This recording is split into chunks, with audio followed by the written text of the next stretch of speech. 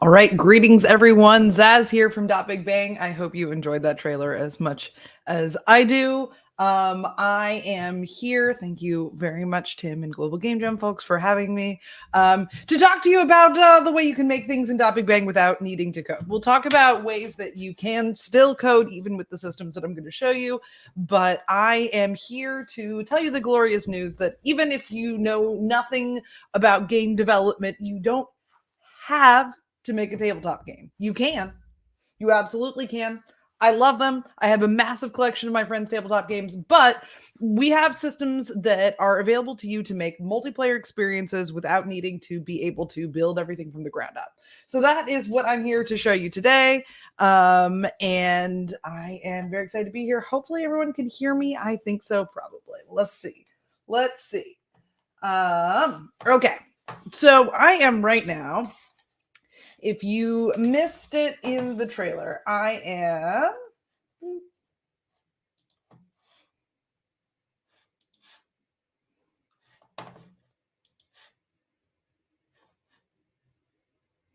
sorry, I'm getting connected here so that I can post things. Okay. Yes. I do not know who TBRNR Frags is. This comment has failed to post. Okay, I don't know if I can get link sharing permission. Anyway, the way Big Bang is running in a browser. So what you see right now, this is a 3D multiplayer world. When I can post the link. Oh, that's Preston. Yeah, Preston owns several of the games on thank you for explaining that to me. I'm sorry that I know some things, like several games, like I want to say 5 or 6. If I'm wildly wrong, I apologize to the Fire Games team. But yeah. Okay. Yeah, so we've got several Preston team made games that are very cool. Thank you. Let's see here. It looks like I'm not getting link posting permissions. I don't know. We've got, where's my Chrome workaround? This is ridiculous.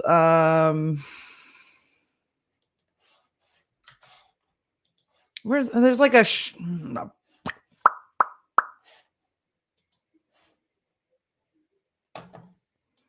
okay, so I lost it. Hopefully, I think only, okay. Okay, so theoretically, if you're on a phone or something like that, or you're watching on your TV, like a sophisticate, that's how I watch Twitch, you could scan this and literally jump into this game right now. It's multiplayer by default. You're right in this space. I don't know if you can all tell, but this is a hello, Julia and Orca. How did you find me? You guys, the link did post. Okay, yes. Great. Thank you, Global Game Jam. What, how are you doing that? Why can you fly? I can't fly. I can fly. Okay, learning something new every day. Okay, this is the glorious space made by Summer Sky to basically showcase all of our welcome guests. This is what you appear as. I probably should have explained that better. When you follow the link, you will become a blue person like this, and you can follow us around and do things like that. To make games, you need an account, but to play them, you don't need an account. You can literally just jump in. This is the most accessible thing I have ever gotten to use to make games in my life because it runs in a browser, which few of us are ever without in this day and age. Can you talk to Preston on a call?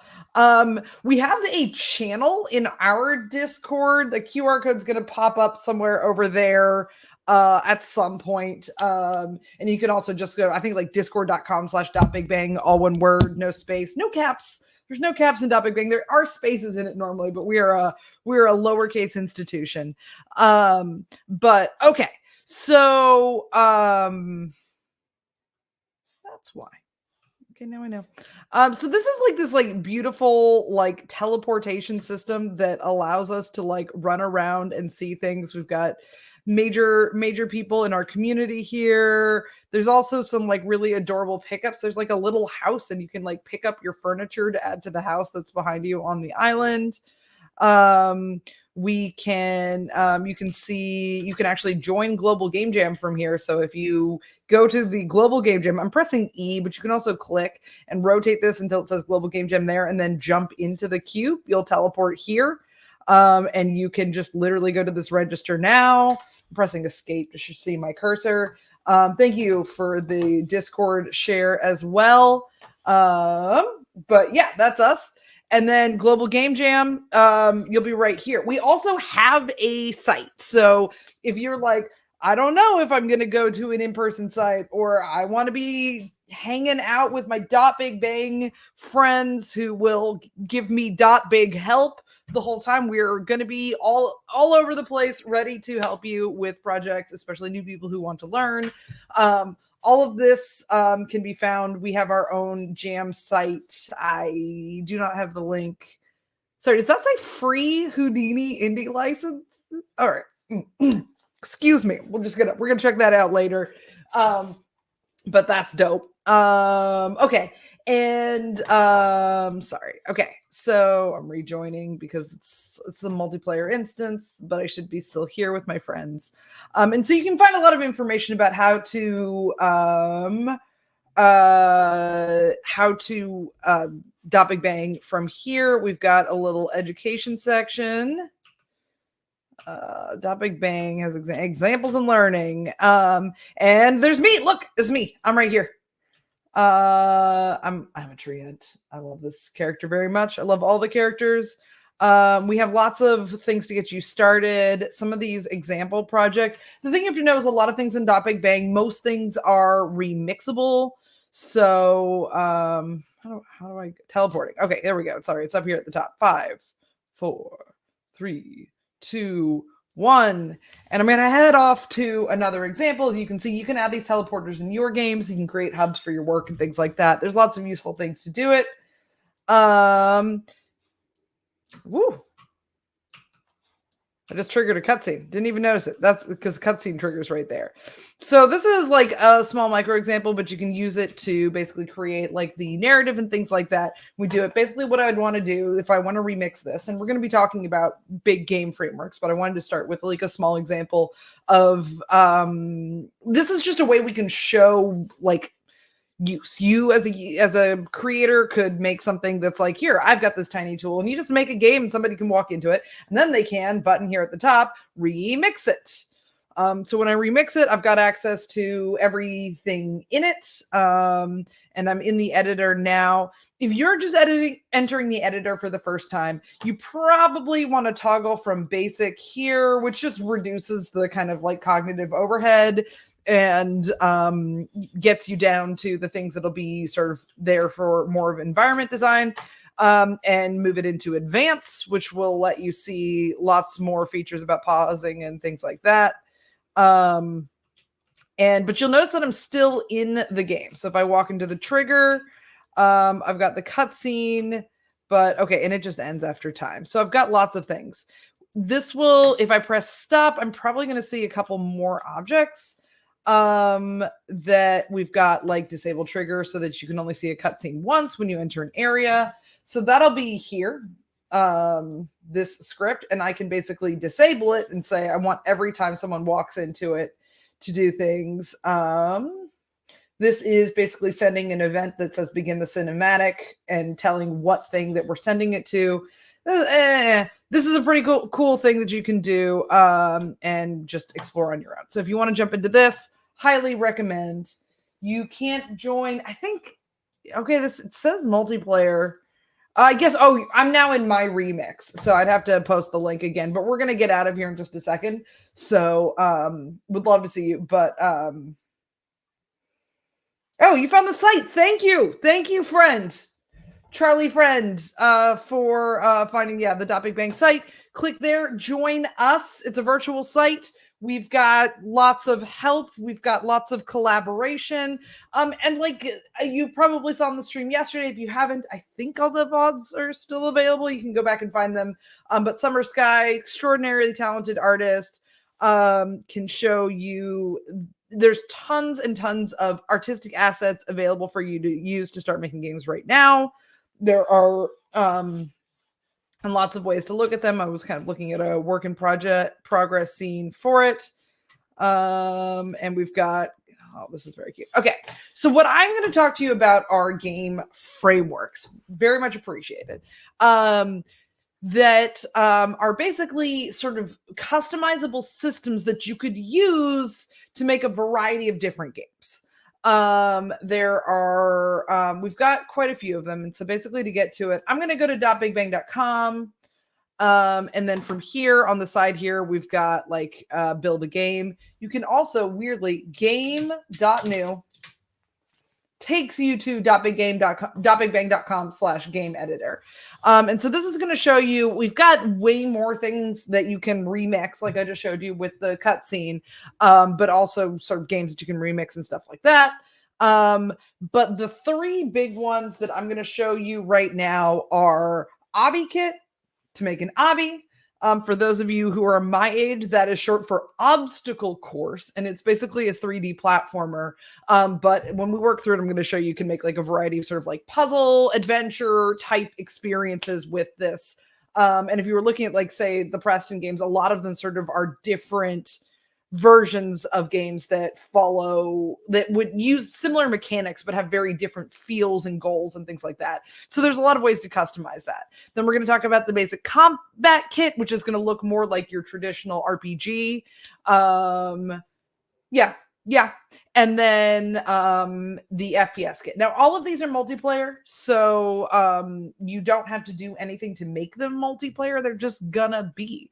So we're gonna check out the Obby kit, but we'll take a gander at it, and then I'm gonna show you a couple of examples, because literally last Thursday, so less than a week ago, we finished our winter jam on Big Bang. It was just a lightweight jam. Participants got a free skin, just fun things. Keep everybody creative over the winter, over the break, if you had one of those.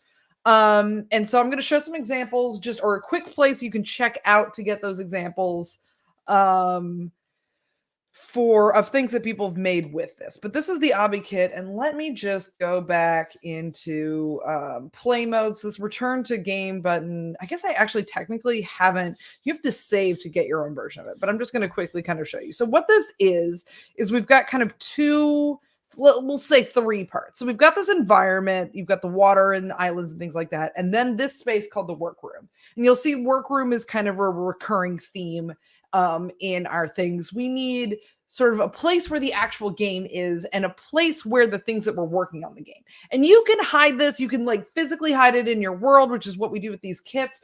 But if I were like finishing a game, I might like just permanently make all of this stuff invisible. One of the reasons it's nice to have there is because I can just sort of like drag out these platforms and things like that. We've also got obs here, who are going to basically explain to you, if you walk up to them, what each of these sections do, kind of outlined in the white stripes. So right here, we've just got some examples of platforms, regular platforms. These are juicy platforms that have juice, which is quite delightful, and you can kind of see the settings, but these are more or less the same settings in all of them. Then we have over here VFX, which you're not going to be able to see because they played. If we could restart in place really quickly, I could show you the VFX. But once we go into edit mode, all I need to do is pause and stop. I need to stop the game, and you'll suddenly see that this area is just full of VFX. And that's because, they played, right? They VFX'd themselves and went away, because that's generally speaking what I want VFX in this context to do. So if you want to, especially if you're kind of like juice and that sort of thing is your game, you can spend all of your time really working on the VFX part of it too. And I think that's another thing that's sort of nice about using these kits, is that you can lean into your skill set without necessarily having found like a team that exactly complements your skill set. So say you and your friend, who are both artists, want to make a game, you could really just design a beautiful environment, get into the VFX, maybe get into the sound effects a little bit. And you would not have to GPS. Yeah, and design cosmetics, obviously very, very important things. And you wouldn't have to like write the game logic at all. And if you're a programmer, you can get into these things and you could say, okay, I like the look of this island. This is fine, but I'm going to design a rotating platform that rotates the player with it or something like that. You have a lot of options for that. So, yeah, so going back to the general tour, right? We've got the obby kit. We've now seen that we have the VFX section, which you can't see. We've got a bunch of, effectively, I'm going to call this UI. And UI is a strange word that like we often use in games just to mean 2D. Has anyone noticed that? Like it just means 2D. And many interfaces don't get called UI, even though they are interfaces. And many things that are not interfaces get called UI because they're 2D. Anyway, hello, Orsonus Productions. I too like orca whales. There are no shortage of orca whales to be found in this platform at all. In fact, we're going to see one once we get in here. So these are basically just examples of kind of like juicy. Where's that percent guy? I loved that guy. Maybe I have to do the actual platformer for it, but like things that you can add to the things. When I add cosmetics, they're very silly on this skin because I'm a tree and my head is not where you would think heads are. So the cowboy hat is just a torso cowboy hat, but I kind of love it anyway. Look at me. Look at me. I'm a tree that grew around a crown. There's a whole like narrative world in there that we could explore. Actually, the duck's probably best because then I get like no, you can't see him. His head is in my head. All right, back to crown. Crown is the best one.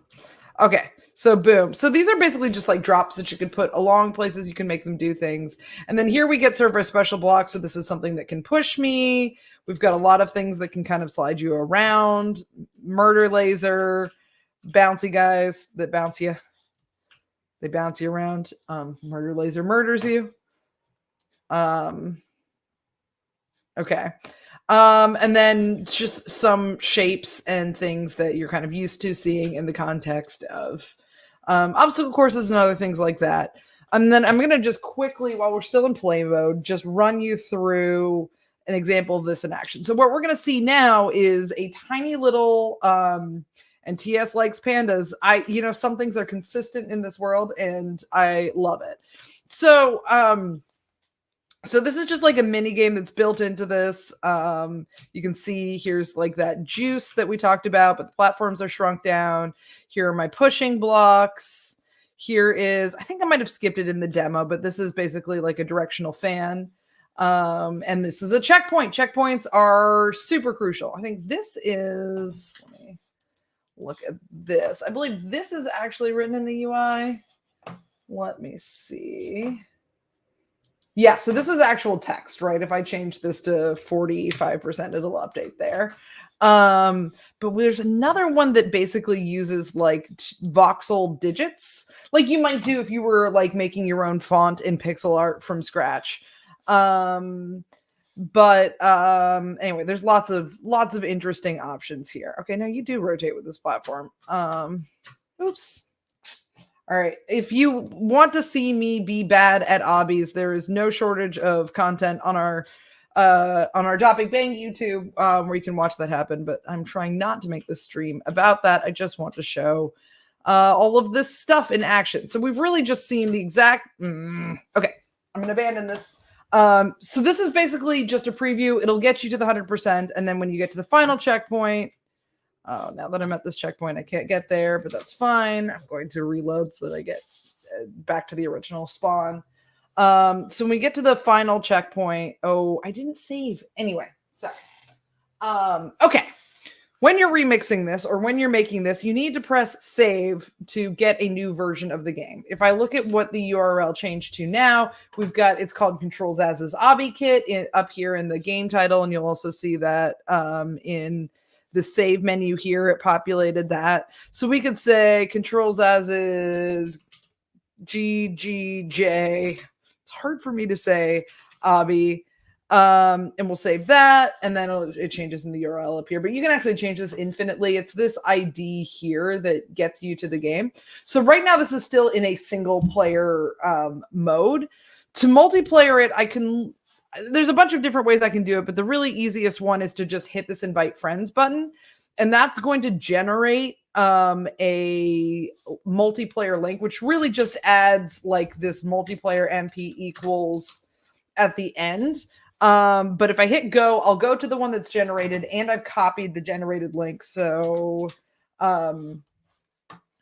this comment has failed. Drop links in here. Okay, yes.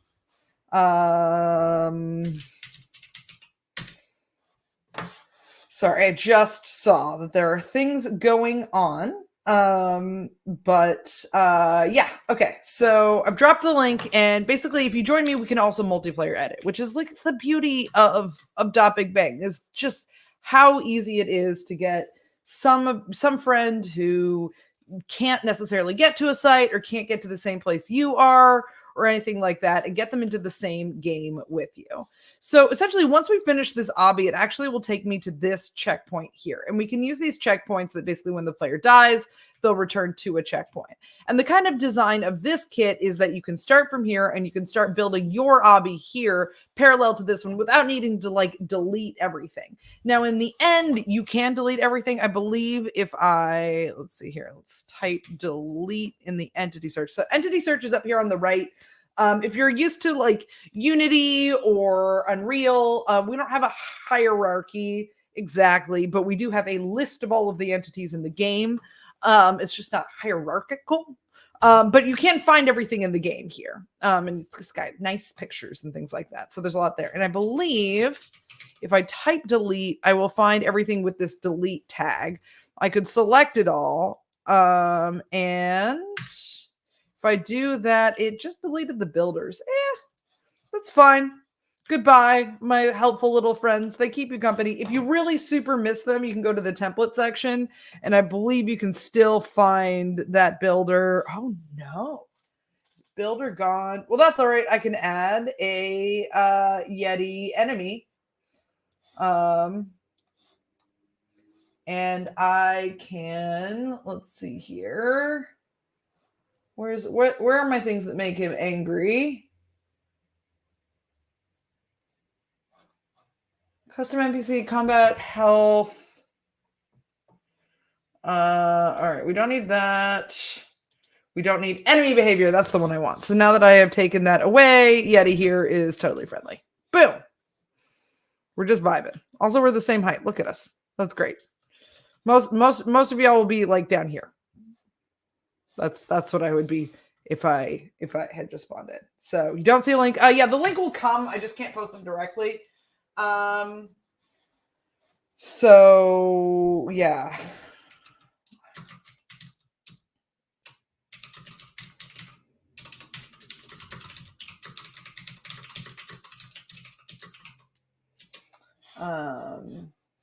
Okay.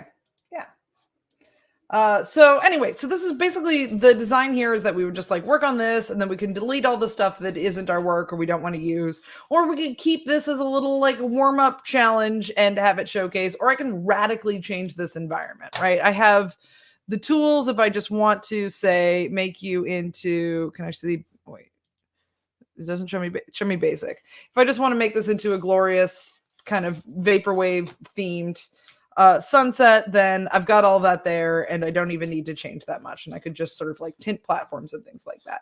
What I was thinking is that if you are like me, this genre of game, although you know some of the people were talking about that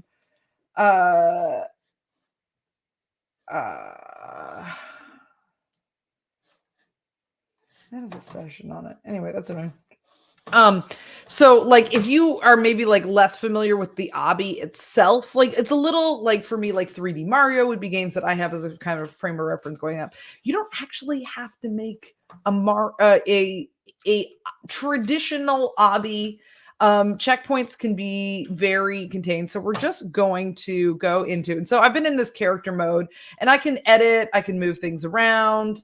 When they have kind of translation scripts on them, that gets a little hinky. I wasn't fighting, but fighting. I'm not fighting the movement that it wants to do, so that's fine. But I can also, I can pause or stop and just edit normally. And I can also just have a fly camera that'll be more like sort of your traditional experience. My controls that I'm using for this is I'm holding right click and then using WASD plus Q and E to ascend and descend. And my plan was, what if we took, is this just a tube? Yes. Okay. Yes. So this is if we started using these things to build something that looks more like what I'm familiar with, which is a like Zelda temple. And you'll see there's kind of a recurring theme of I do a lot of Zelda inspired things. The worst defense of which I will bring up later in this stream.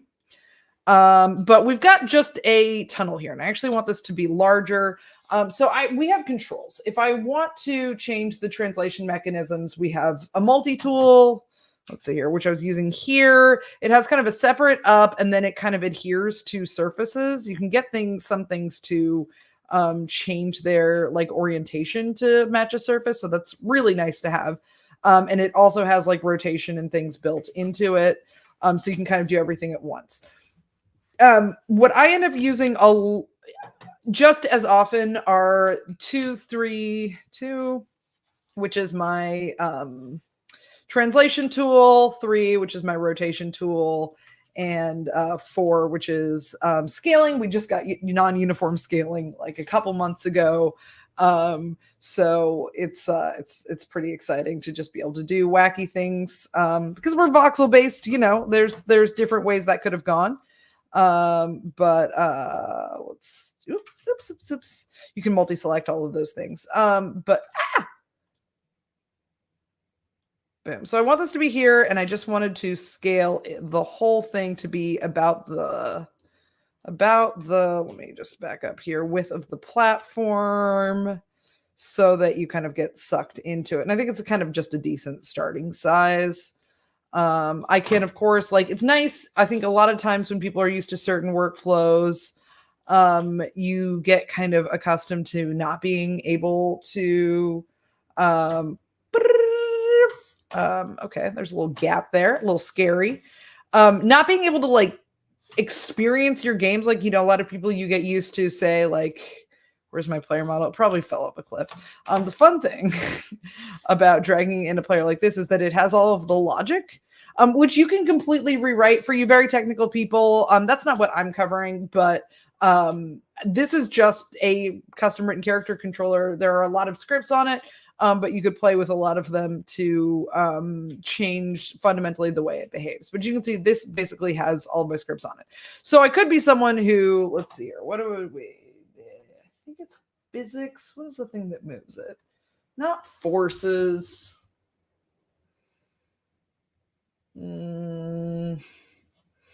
All right, let's say I just go through and start disabling all of these because really all I want is this skeletal object. My whole point was that a lot of times when you design environments and things like that, you get in the habit of dragging in a scale model and things like that, and you don't get the opportunity to just walk through it. You have to sit there and you have to make a little capsule player controller or drop in a capsule player controller, as is the glorious future that we live in. I'm just disabling everything on this so that I can look at it, and we'll see. Sorry, I need one. I want my regular tool, but I can drag this me over, and I could really use that as a frame of reference, but I'm just here, and I can just physically be in I press the F keys far too much when I want the number keys. Let's see here. And grab this. Sorry, let me fly cam so this isn't ridiculous. Just want you to just... There we go. Little. Okay. So, and I can go back to the character and I can just kind of flop in between these. There's keyboard shortcuts, but I always forget to use them. I guess when you're like in a camera, I'm kind of in a like clicking mode. No, I have no idea. Anyway, it just gives me the ability to like one, test everything that I'm doing live at the time, and two, just like get the feel of it. And especially like we're gonna move on to the FPS kit. It's gonna be the third thing I show you. But when you're designing like an FPS environment, a lot of and I kind of know this very abstractly because I'm not a big FPS person, but I think it is like a really interesting genre. I'm really bad at FPSs for the same reason that I love them, which is that I just like looking at the pretty environments. The point of the story is that running around and seeing like how far it takes you to get places and like what the danger is in moving from one place to another is like really essential to designing them. So doing them in the context of having an established controller, very powerful stuff. I just want this to line up more, and it's not necessary, but I want it. Okay, so this tunnel here is just a tintable object. If you are doing your own voxel art, and I'm not really covering that, but if you are, and you want things to be tintable, you just use grayscales. So color is going to affect things in the white spectrum. So if I make this very red, you'll see that it affects everything, but it affects the white areas more. And then emissive is going to work more on the dark colors. So, okay, we've definitely got a compromise between the two, but you can see this is more blue and this is more red of the two. And if it were a stark black and white, you'd see more contrast. Maybe I have an object for that. Let's see here. This guy, this is black and white. This is a whole template, so that was a poor choice. Let me see what's black and white. Can I find that voxel object? There's a way, if you're looking into a voxel object that you can find in game. So this is just the black, so that won't work. I don't know. This is an art thing, and I should not be trying to teach it right now. Okay. Just believe me, if it were a very stark black and white, you'd have a more stark difference. And if you kind of use closer grays, then you're going to see more of a blend of the colors. Anyway, so what I was thinking about was some kind of like desert temple inspired. Let me just nullify this. And then we're going to take color and we're going to make it kind of a golden sand color here, maybe even oranger. I think my lighting is weird. Maybe I can go back to default lighting. Is that is very blue. I mean, so you've got sort of like lighting and then also the sky colors, and these are all independently controllable. I'm just trying to do something quick, so I don't want to mess with it too much. But now we've got kind of my dark desert sand color, and I could use this. I could use this to build like a full maze. Like we could make the danger in this game about something other than dropping. So let me see here. What can we, let's fly over to some of the shapes over here. I really do like these like open things, but I think just trying to show you that we can do, very, okay. Let's take both of these and I'm going to use, so if I hold the control button when I drag something, and I have to be in that multi-tool, the number one on the thing, it says multi-tool up here. If I hold control, I'll actually drag out a copy. So this is like super nice when you're like building up walls and things like that.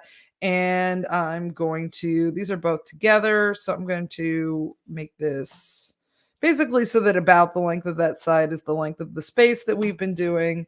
And then we'll use this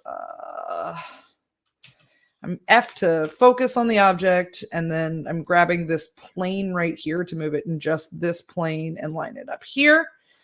And the fun thing we're going to see with this is I'm going to take this bottom one.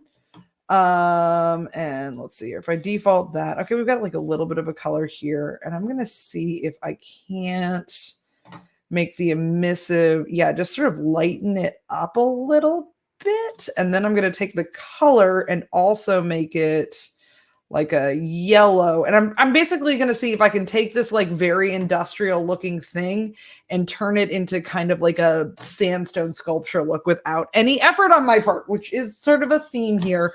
we are going into game jam. We need to do things quickly. Oh, and this isn't gonna work because I need to have a window. Okay, I have an answer to that. So one of the things that I thought would be fun is just taking this, using the non-uniform scaling and turning it into walls.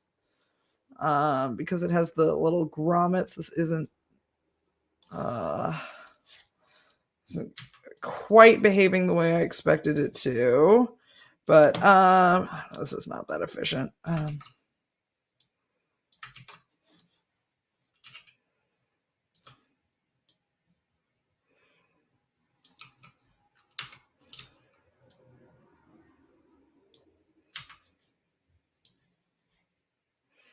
Okay, so this was a very lazy way to make a wall, but the lamentable problem here is that it, of course, does not have a door.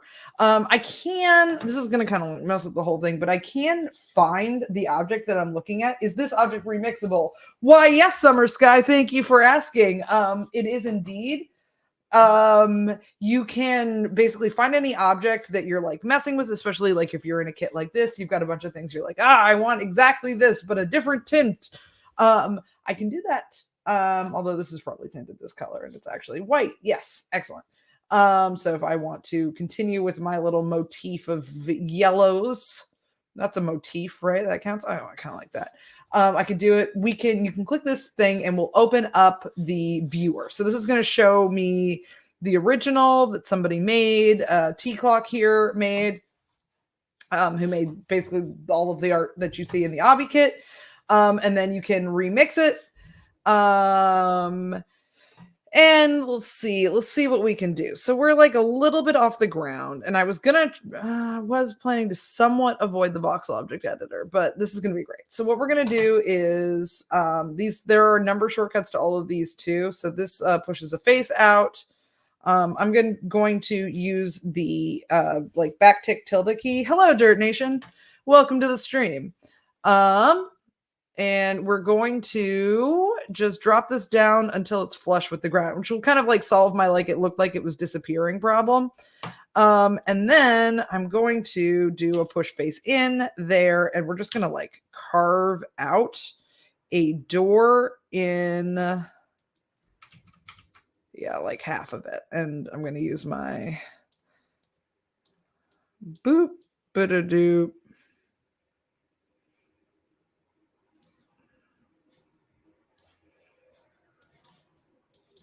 Actually don't. Is that centered? We could do things besides eyeballing it, but we don't need to. So I'm going to save.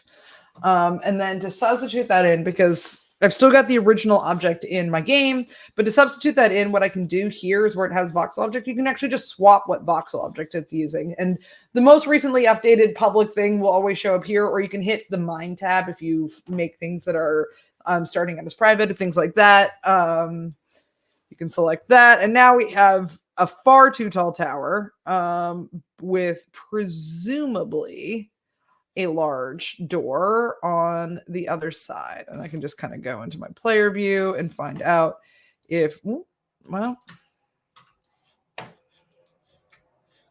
yeah, we're saved. So what side is it on? All right, I've got my orbit cam. Sorry, I never do this right. Oops.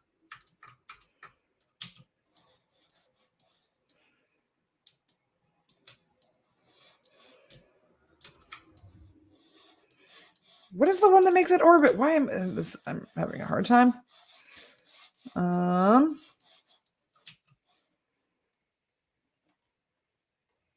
Okay, that is my door side. And I didn't need to, okay, so I'm going to just manually change these values rather than using the tools. In this case, my scale is like 250 there, and I know I need way less than that. Let's try 50. Oh, sorry, preserve uniform scale. Okay, I don't want that. All right, that was not enough. Let's try 100 and see what that looks like. And then I also just want to rotate this along the Z, I believe 90. Nope. Along the Y, that makes sense, 90, and it was actually negative 90. Boom. Okay, yeah. So, okay, so my door strategy was sort of lacking in real understanding of what was going to happen when it stretched. But we can kind of like go back to our game camera and find that, yeah, we're looking at a very narrow door that also didn't go all the way down, which is fine. Yeah, I would prefer to change this, but there's something interesting there. Now we can also add like teleporters and things like that that will jump you to the next place. Need to actually figure out where that is. But the VFX.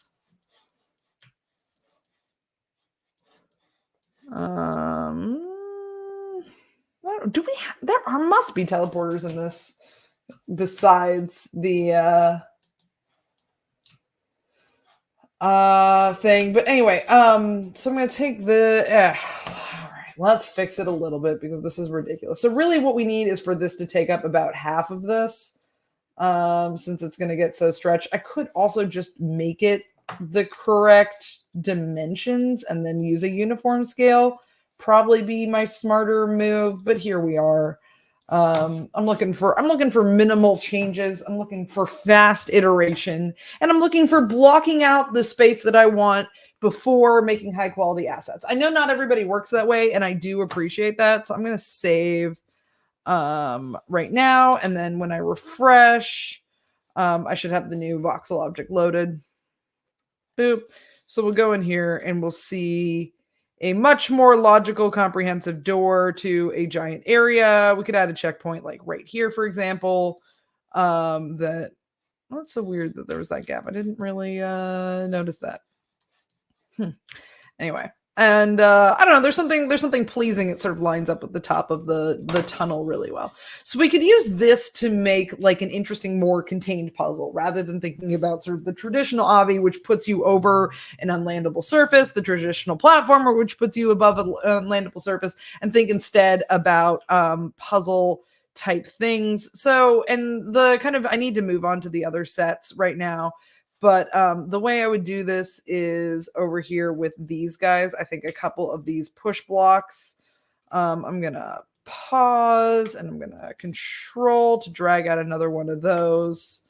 And oops, I controlled twice. So now I have two, but I actually want them both. So joke's on me. And we could basically use this to sort of create a...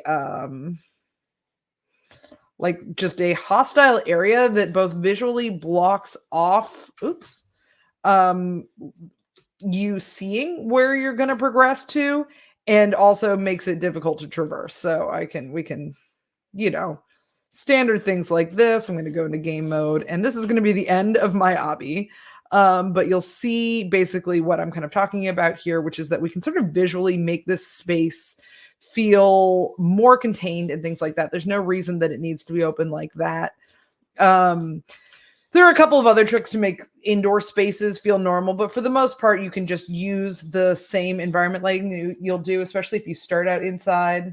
Summer Sky says blocking things out is a great way to plan a game level. I agree. It just, I've been watching a lot of YouTube devlogs, and I've seen some people who really, like Adam C. Eunice, if you guys watch him, right? Pixel God working on a game called, oh my gosh, Insignia, a game called Insignia, and who has just like a lot of Ace Sprite tutorials on YouTube. When he makes a game, he does this fascinating thing where he sort of just draws what the game should look like. And I think that's what like a UI UX background will get you, is you first kind of just draw what it should look like, and then you break it into the pieces and make it. And I think that that's like a totally valid way to do things as well. And I think especially if you have that kind of visual mode of thinking, the nice thing about a tool like this, and like a lot of other kind of, I'm going to say UGC, but like anything that basically gives you your player controller, gives you remixable stuff, gives you kind of like an ecosystem where creators can share things with each other. It lets you lean into the angle that you want to take and go there faster. And I think that's like one of the things. Also, I'm not that good at 3D art, but voxel art is like weirdly just like kind of addictive. You start making things and then they're done. And if I try to do it on stream, I hate trying to do it on stream because I try to go too fast and I just don't polish the things I want to polish. But if I take my time, I really just enjoy what comes out of it. So this is my overview of the Avi kit. But if I were really trying to make like a Zelda temple, right? Let's say, for example, I've got this kind of sandy look that I'm thinking about. Then I need some enemies because enemies are super important. And I probably also need a sword. And for both an enemy and a sword, we're going to go to the same place. And that is going to be the combat game. So back at, I'm going to save this. Save. You can control S to save, by the way. You don't have to click the button, but you can see me clicking. So it's reinforcement. So if I go back to game.new or .bigbang.com/game editor, I think if you just do game, will that do it? I think that'll take you here. So .bigbang.com/game will get you to a new game. And we're going to move on to this guy directly below the Obby kit. And this is the combat kit. Now, you're going to notice something different about the camera. So most Big Bang games are sort of like traditional 3D games where you've got the right click to swing the camera, WASD controls. This one is that minus the camera control. And what it allows you to do is to basically make like a much smaller space feel. Oh, sorry. I gotta fight this bat. Okay. Or die to this bat. One of the two. So if we kind of return to game and we do this, one of the things about this is that it's really balanced for multiple combatants. All of this is multiplayer off the bat, right? So even though I'm talking about like a Zelda, which is very traditionally single player game, I'm really still, I think that if you really want to lean into the strengths of Big Bang, I would imagine multiple people doing it together. Inherently, you don't have to, but let's go ahead and we'll go back to edit and we'll get save and we will change the name of this game from game editor to the actual final version of it, which is Control Zaz Basic Combat Kit. And I'm going to call that Control Zaz's GGJ Combat Game. Okay, and we'll save that. I'm going to drop a multiplayer link in chat like I do. And we'll see if this goes through. Sorry,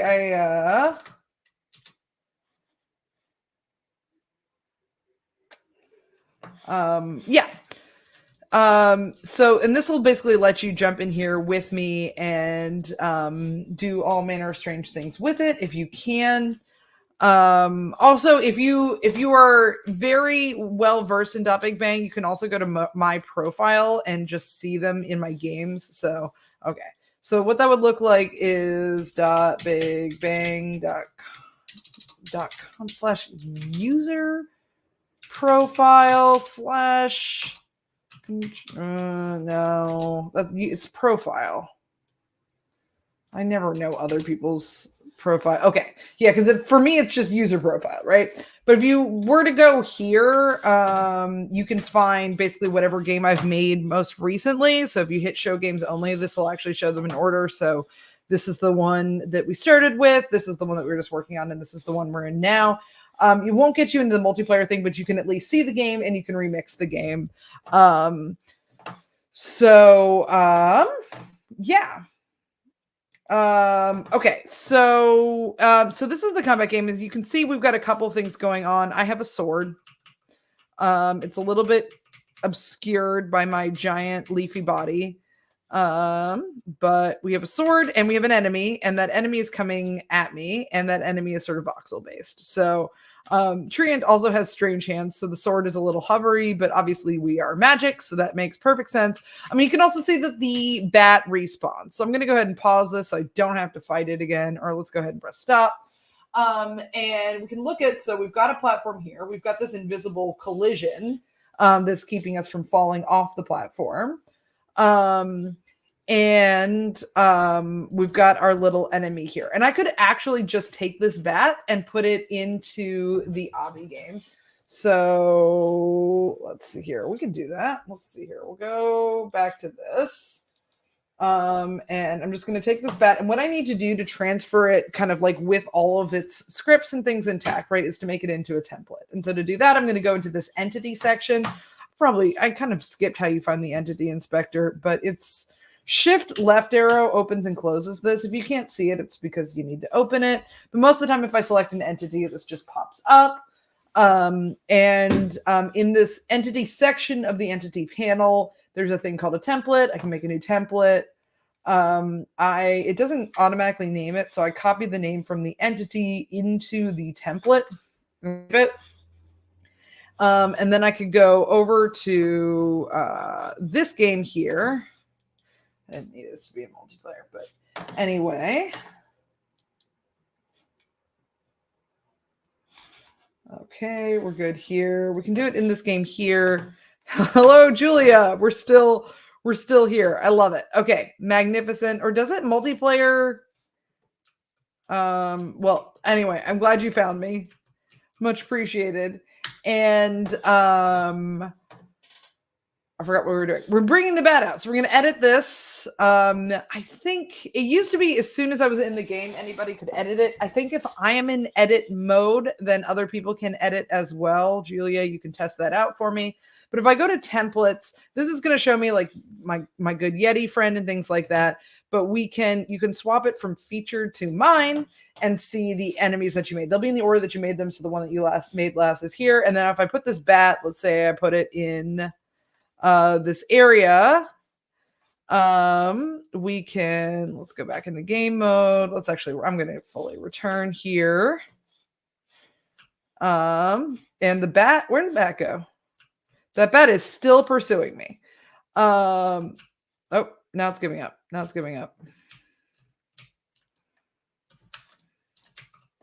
Sorry, I'm having the cursor situation. Maybe I didn't move it. Was it because it was paused while I was moving it? Oh my God, it's chasing Julia. Anyway, so there are like a ton of things that we can toggle about this, right? Because you may want. Oh, okay, because the link showed up. That's why it worked. Thank you very much, Global Game Jam.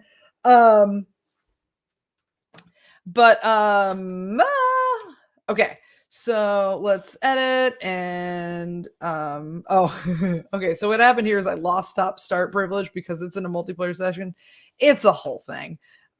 Basically, the way multiplayer works is that you have a host. So I was the host when I started this, and that is the person who can press stop and play. Check that you have the number starting with 6 after multiplayer on your thing. You can't edit the obby. Are you here? It could be because I went out of edit mode. I'm really not sure.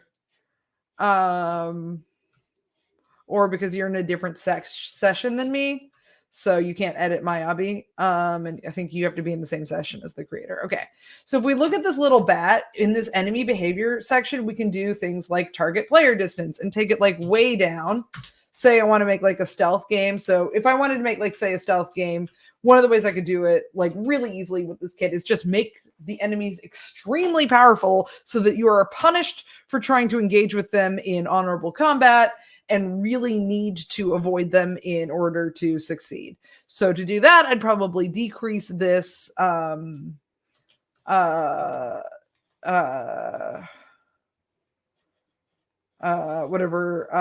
player distance is, I think, the one. If you're interested in these, if we go to docs.bigbang.com, which we're going to use a lot more with the FPS kit, you can find basic combat example, which is this, and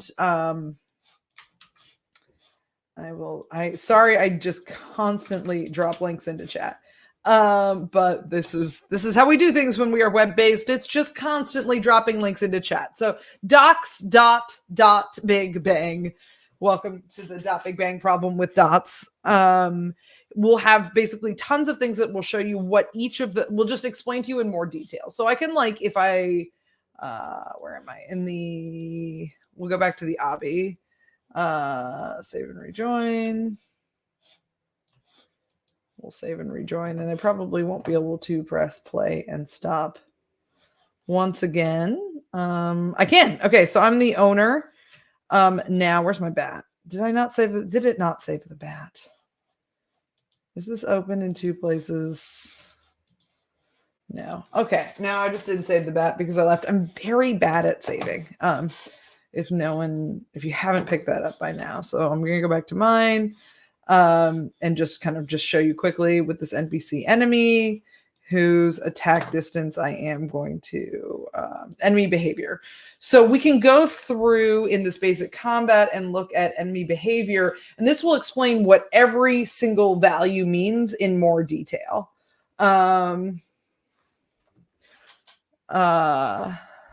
So yeah, they can avoid things. You can set like terrain that they're not allowed to pass. This is especially, and let's just go back to the full combat kit so you can really kind of appreciate it. But oh, good. I've got a Julia panda in here. How did that get in here? Beautiful, beautiful stuff. It's a cute panda doodle. We could make it murderous. We could make it an enemy. We can really, I think this won't break anything on the bat. Can I make you a murder panda? I'm about to make you a murder panda. And I'm just going to do that by simply changing the voxel object like we saw, assuming I have access to it, which I might not. Doodle panda. Panda. Cute doodle panda by Julia Plays. Boom. So now it's a murder panda. And I will be relentlessly pursued by a flying panda. I'm sorry that I put you in a position to need to strike a panda with a sword. We'll make it so that we avoid that. But we can make a whole panda thing. We can make this, swap these out with bamboo. You know what? Let's do it. Red weeds. I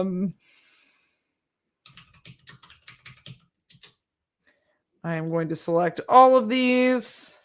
And we're just going to change. Although I guess we've got different darknesses of them, which is kind of cool. But we're going to change the voxel object to bamboo.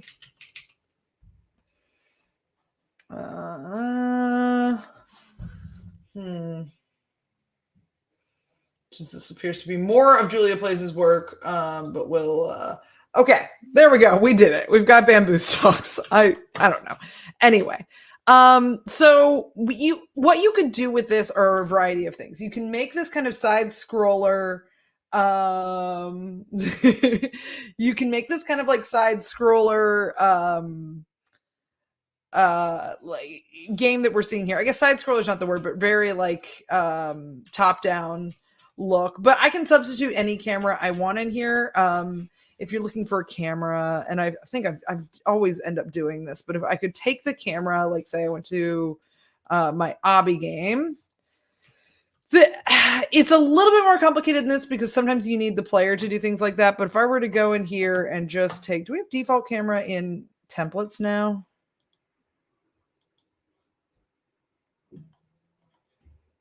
If I say no, we got campfire. Like we used to. I could basically find the camera. Let me stop and find the camera here. Do entity search, camera. Everything's got the tag camera ignore. I can change this to camera. No, that's still tags. I just want it in the name, not tags. Here we go. Okay, so this camera is right here. I could, I believe, just turn this into a template. Obby camera. Go back to my combat game. Cameras are just objects. They're not even templates. So wait, this is just a camera. Oh, this is literally a voxel object. Okay, that's not what I want. I want templates and mine. And it's called my template, but that's camera.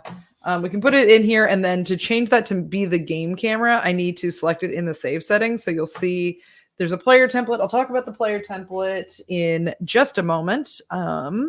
But for right now, I can take camera, and I'm just going to look for the thing that I just made called camera 1, which has basically, instead of set angle follow camera, which is set angle, it's the angle and it's following. Right, we're going to do the polar camera. Both have underwater effect, which I don't think is affecting. That just changes when you encounter water. The player also has a swim controller, but it doesn't have to have that. It just does now.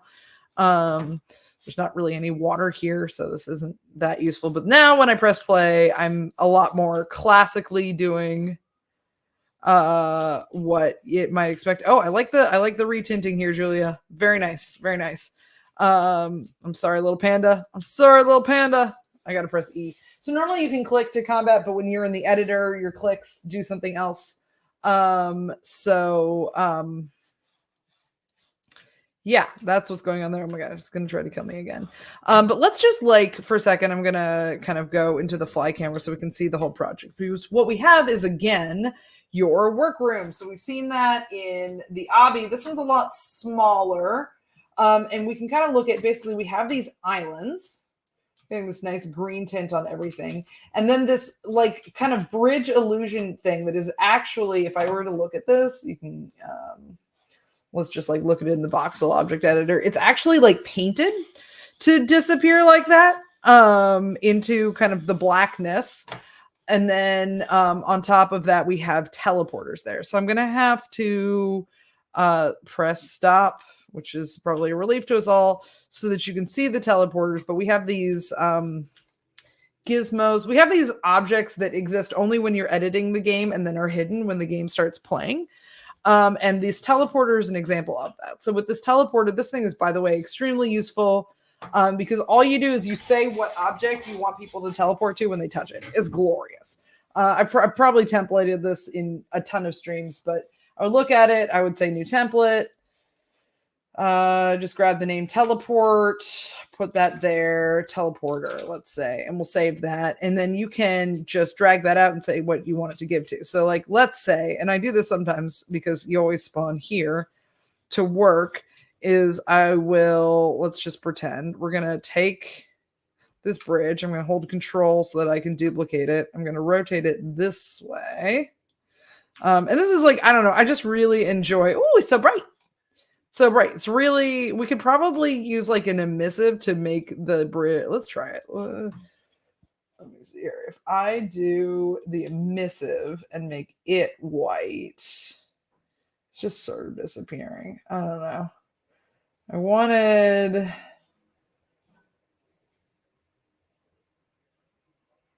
yeah, white just disappears entirely. I need this to be like a brown. This just isn't working the way I want it to. Something to make it kind of like disappear into the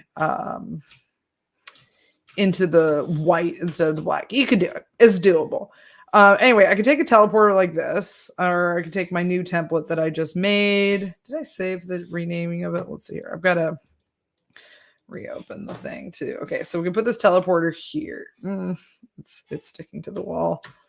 Not to the wall. Wait, am I not going through the wall? There we go. Okay, let's put it on the ground here. It's got this color, and then we're just going to take another one and put it over here. I don't know. I just kind of like working this way. You'll see the weirder version of it that I'm going to do with the FPS kit. So we're going to put it here, and then I'm going to click my first one. Let's go up so that we can get, it's very hard to get an angle over these. Okay, so I'm going to click my first one, and it's going to have, well, it's got Gizmo, but here it's, oh, no. Okay, builder spawn point. Wait. No, am I wrong? Is the teleport on the bridge instead? Yes. Okay. The teleport was on the bridge. The spawn points are just getting me there and back. So I'm going to take this bridge and I got to move it inside of the wall. Otherwise players aren't going to be able to contact it. And we're going to have it needs, it's got the script on it here. The script on here called DBB teleport on contact. So if you're used to triggers, we have triggers, but we also just have things that just use collision, which is just really nice in the context of like a voxely world because there's lots of little ways you can get on things. And I don't know, it just makes things work nicely. If you're used to Minecraft and you know how to use a pressure plate, we're talking about the same thing for the most part, except with more flexibility. Anyway, so I'm going to take this bridge and in my script here on the teleport on contact. Why can't I scroll down?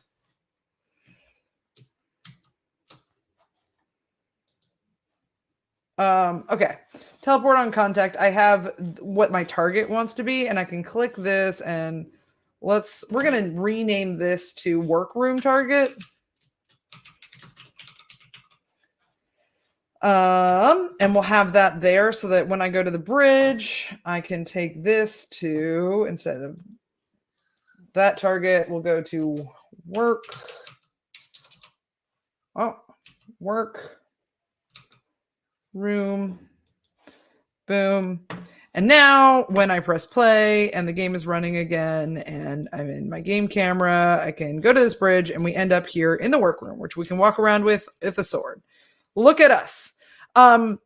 And what you're going to find with the combat game, and I am sort of a little bit behind on time, there's a lot to discuss here, is that one, just like the obby kit, you really do need to press stop to see everything that's here. Like, it's fun to run around it, don't get me wrong, but like you just won't see any of the VFX, like where I was saying, or anything to click even on the VFX. And we've got a lot of particles, so especially if you're like an SFX person, these are both, right? They're both VFX and they have sounds. So you can play with the sounds.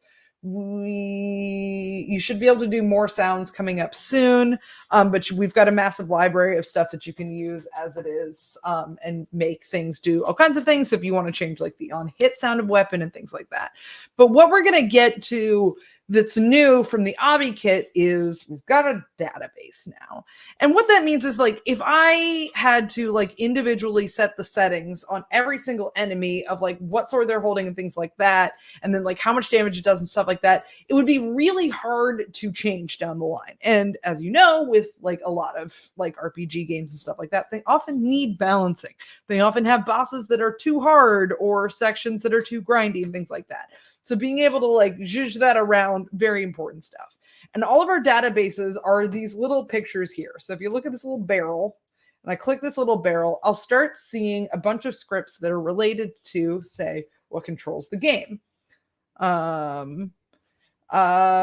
Which I thought there was more. Okay, well, we're going to see a really chunky game manager when we get to the FPS kit. But we've got a player equipment manager that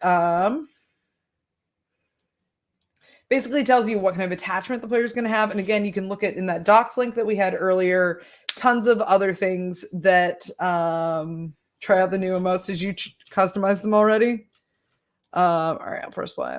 Let's see here. Are we we're looking very pan. I'm running away. Okay, to the runaway land. Where are my emotes?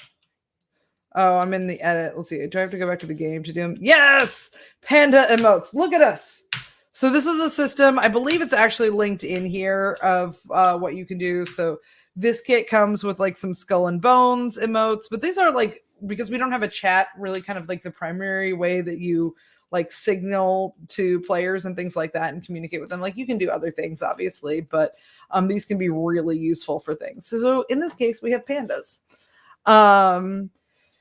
But yeah, so essentially what we've got is, and I'm just going to show you the cosmetic and weapon database, boop, and how things are actually working in the context. Like I said, it was a database, but what does that mean? Lady Panda fan, welcome. You are in the right place to be sure. Cannot believe how right a place you are right now, except that we have to fight pandas in this game right now. Sorry. Actually, I believe there is a Panda FPS game in progress, so we could also look at that when we move on to the FPS kit. But so this is what I mean by a database. In that case, you do not hurt the pandas. In this one, I may have just put a panda suit on one of the enemies. So if you spawn in, you will be attacked by that panda. You are not obligated to hit it with your rusty sword back, but it will kill you if you don't. But you can also run away like I do in the bridge to away. Okay, so what we have is like this weapon database, and when I say database, right, it means that you're going to find these scripts, right, that have the same name over and over again. So weapon data, weapon data, weapon data, weapon data, weapon data, weapon data. And if I click this down arrow, I'm going to get all of these properties. So the script isn't actually, the script actually does do a lot. It basically registers the information that you're going to put in it in the thing. So if I wanted to add another weapon, right, what I do is I'm going to copy one of these. I'm going to go back up to the new script and I'm going to say paste as new. And it's going to add a whole new weapon data script, which is going to be an entry in my database. So in this case, sorry, there's a leaf wand. There's a leaf wand. I'm gonna need to see that. Okay. I did not add a teleport back. Let's save. Yeah, I didn't even show you all the shops. So let's go see the shop so I can find out about this leaf wand. And let's see, if I died, it just takes me to the last point of safety.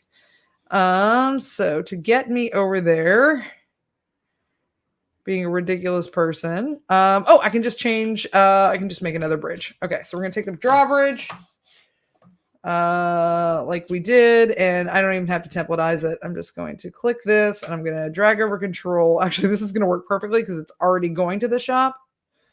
Let me oops. All right. Oh my gosh. I don't know if I'm going to be able to close this. Okay, so F is a key, focus is an object, and then it in game opens this UI. And because we're playing, we'll just press stop. That would be another way I can show you the shop, but I want to show you interacting as a player. So I'm going to hold this and press control. Oh, I need the multi-tool on. Okay, cool. There we go. And I'm going to bring this bridge up and over. And now when I'm playing as me, okay, well now I can just go there. All right, let's run to the shop. So now we'll be able to get to there from the workroom too, but this is the one I copied, and so it's going to have the same teleport location. But here's my shop. Where's a leaf wand? Wait, is that the leaf wand? Yeah, okay, I didn't know about this. I wanted it to be leafier because I'm a giant tree. I want it to be like a Korok leaf. That's what I want. Just big old leaf. So these are the weapons that are there so far. And we copied one of them in this database here, which was the cosmetic and weapon database. We've got a leaf wand. And we are going to make a new one. So what we really need, though, is a cosmetic template. So we've got this player weapon leaf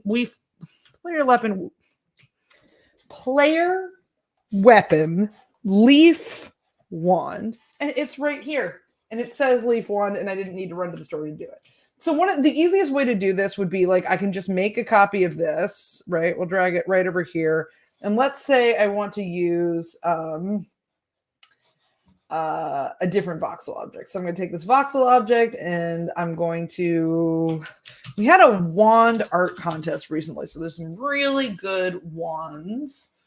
I'm going to take moon wand here and, oh, it's so good. Okay. So we need to shrink you down a little bit and hopefully that does actually work. So that's going to be in this transform section, does sort of the where, what direction, and how big of things. And we're just going to zoop it down just to about there. I want this to still be cartoonish, right? And so we're going to make that the moon wand. So this is a pickup template. And I don't actually we have like, okay, we pick it up. That script makes it so that you can pick it up if it's on the ground. Link object to slot is what sort of like attaches it to you. Spatialized audio is just on all of our audio things. DBB trash lets you take it off. And then ranged weapon is an original from this game. And this is sort of like what's letting it do things. So in here, we can do like projectile template. We need to copy a different one. So we see here's our projectiles. We've got green, pink, and red. Are these tints? I think we didn't have. Do we not have tints yet? Let's see. Let's see if the voxel object. Okay. Grayscale. Let's just look at what it looks like there. Okay. So this is a grayscale thing, which means I can just like make another one, right? So I'm going to copy this, drag this over here. And I'm going to change the emissive, and this might be like before we had tint, but we did have emissive, or we can do both. And we want it to be sort of like a light blue, I think, like moony. Give it that kind of moon vibes. Okay, we got some lighting changes. Thank you everyone for making it easier to change colors. No, it's great. And then I just need to make this into a template. So I'm going to call this Combat Moonball. and this is what's going to show up sort of when it spawns. And then it has particles on it too, and I want to change those colors. So we're looking at starting white and ending light blue. And there's tons of particles. I think you probably got to see in the last stream, and we have a bunch of other streams and videos that you can look at to do particles, but I'm going to just change these to white and blue everywhere because this matching colors is how I do everything. And if I want to like say I want like, no, I want the exact color, right? I can copy this hex code and paste it in here. And now we've got like the precision matching. Okay, so this is my particle template.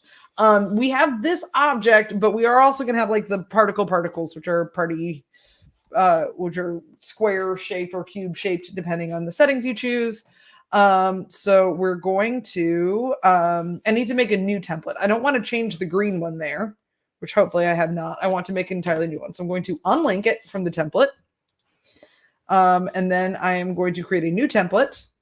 I'm going to copy the name into the template and press save.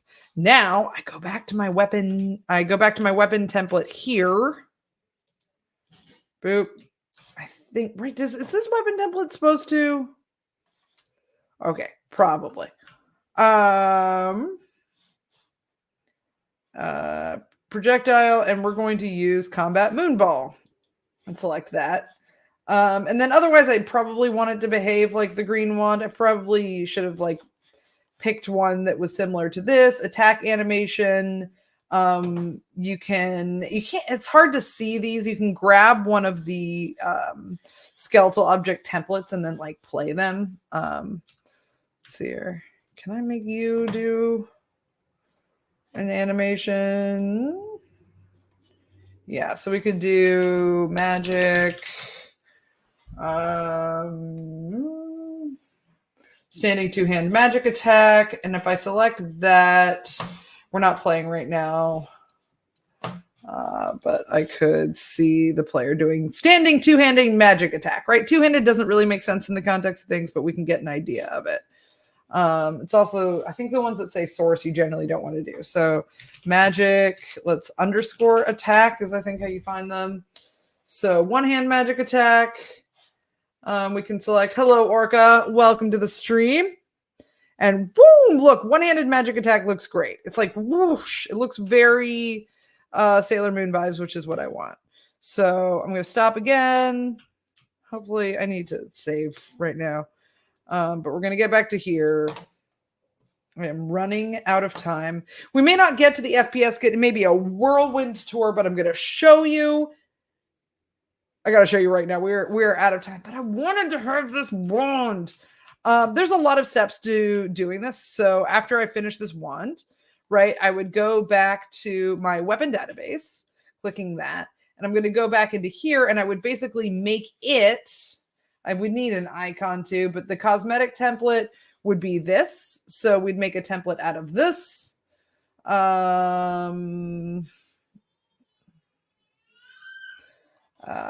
Make a template out of this. We don't, again, I need to unlink and make a new one because I copied an old template. Should have done this faster. There is a lot to do in all of these. And making weapons is just one thing. It's going to work the same way. So let's just jump to, I'm going to save that. And again, you can kind of jump to my profile anytime you want. I'm Control-Zaz. It says right down here. That's my username. It's really nice to follow people on Big Bang. So once you've created an account, you can see people whose work you like and follow them. And then you get notifications anytime they like do anything. So Julia Plays liked my obby. Because she's been making it, more the combat game. But let's just quickly look at the FPS kit so you have an idea of where to start, and you'll see that we're looking at a very, very similar pattern. So I'm going to go here. I'm going to do build a game. And in build a game, my third option is right here. It's the FPS kit, and it has a ton of options. We're going to see weapons just like we did in combat. We don't have NPC, like enemy NPCs, but we do have, let's just zoom way out. So I just went into fly mode up here. And there is a workroom. I just select something on it and press F, and that takes you there. And this will walk you through things. But in this one, you're going to see a game controller, and most of the scripts you need are going to be to change how the game works are going to be in here. So this will tell you like how long a round is supposed to be. If you want teams, you just activate. So this check mark, this is a really useful thing in Big Bang. You can use check marks to stop scripts. If you saw me when I wanted to make the player character stop moving, I just unchecked all the scripts, and then it was just a little player-shaped skeletal object. You can just use check to like to toggle things off. So you don't have to like say, if you want to use a template that someone has already made, you don't have to delete everything in order to just work on your own. You have like a lot of options. Okay, so this controller, enable team settings if you want team settings, has a lot of things. Most of what you're going to see in this area is the UI. We've got this adorable map to where all the UI shows up on your screen. So remember, once again, we're doing the UI for information for the player that shows up in 2D. And then you can customize what that looks like. So you could keep the exact same map and make a totally different like UI for it. And that's basically pixel art. So if you're a pixel art person, it's the same thing. Technically, it has a 1 pixel depth as well, but it's not going to affect anything. And you can see how to do pixel art in our system pretty easily. But we've also got a weapon database, and it looks like exactly what I was saying. We've got the FPS weapon data. It's because it's built on projectile weapons. You're going to get things like, you know, bullets, templates, and I mean, I guess we were playing with a projectile, but you've got like a lot more. You love pixel art, me too. Big into pixel art. I think it's very freeing and also very challenging to get good at, but fun once you really like do something and it's like low res, but it's like really effective. I love it. So you can like you crosshair, all these things. I think that if you think about like what customizing an FPS game looks like, you've got a lot of options, and I'm not out of time. Good. I'm close. We're towards the end. And this has been a lot of fun for me to get to talk about all of these like absolutely robust systems that you could use to make a lot of different games. But we've got a weapon database just like we've seen. And the one thing I wanted to like draw your attention to, because we don't have them in combat, are destructibles. So if I'm playing the normal game, right, I've got my gun here, and I can actually, sorry, I got to return to the game because mouse selects things, right? So if game started, here we go.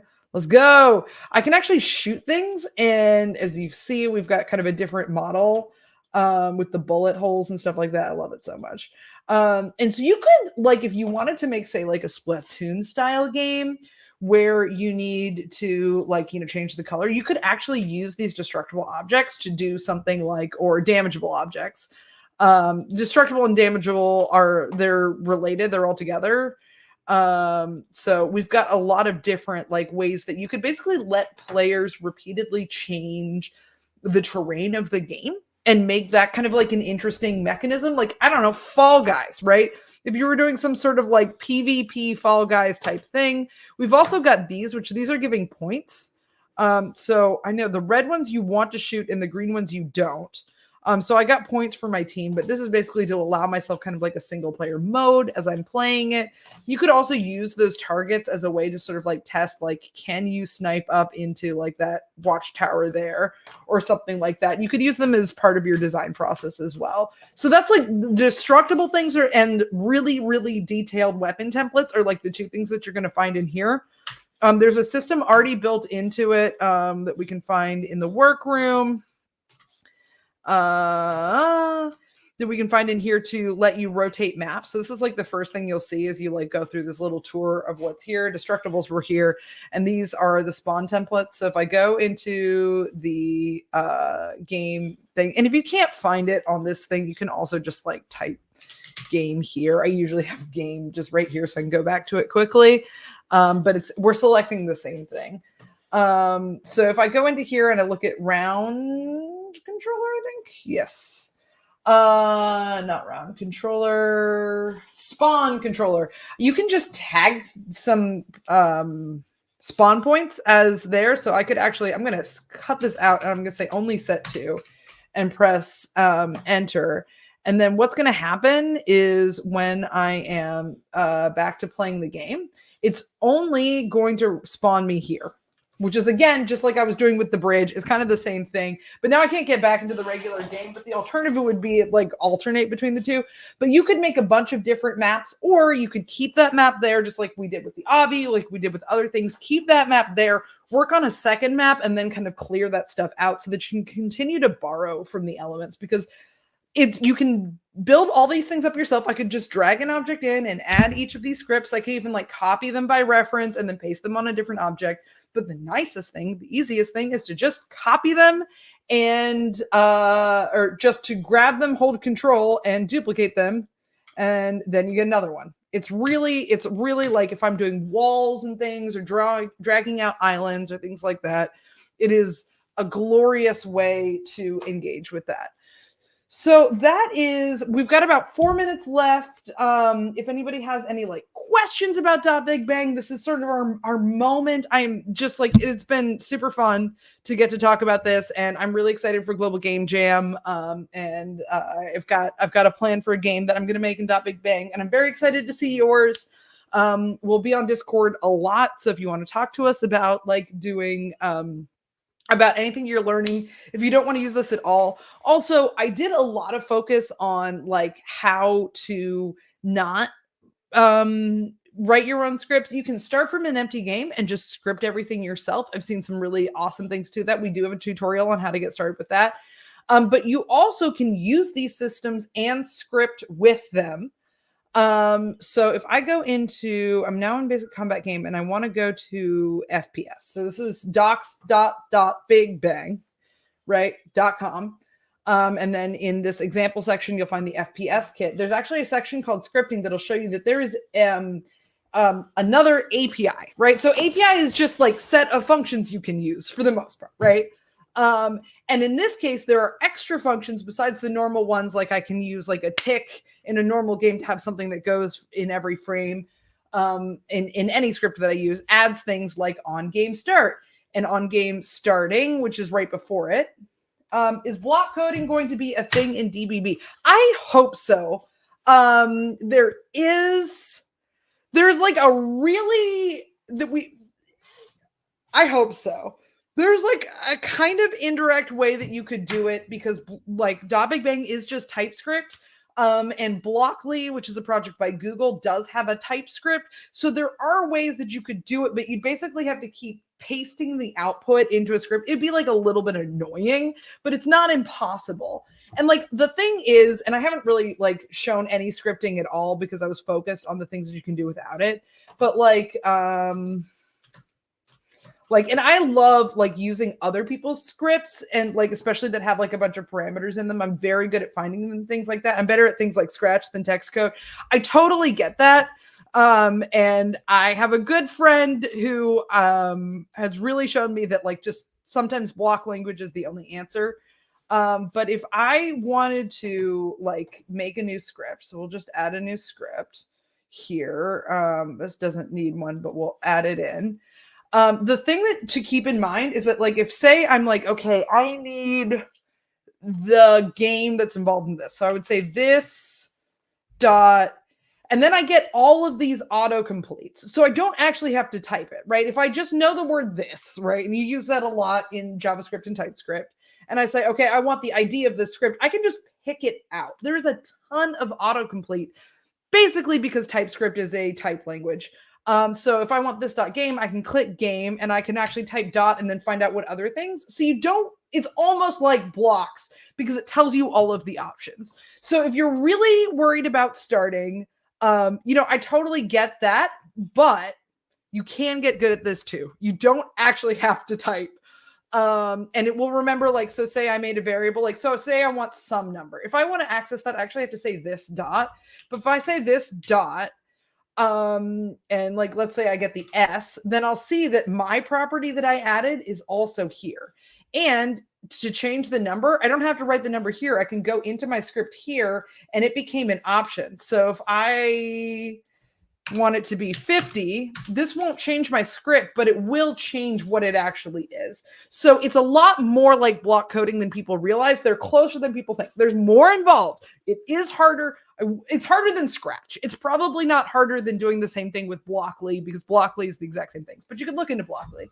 And we're also super here to help you work on your scripts. You can actually, like, we can multiplayer edit and things like that. So people can, well, maybe not scripts, but people can help you rewrite your bugs and stuff like that. We love it. We're just literally waiting for somebody to paste a script in there so that we can go over it. So thank you again. I am slightly over time. It has been lovely to be here, and we hope to see you on Big Bang, and wish everybody a fantastic, magnificent, extraordinarily jam-full global game jam.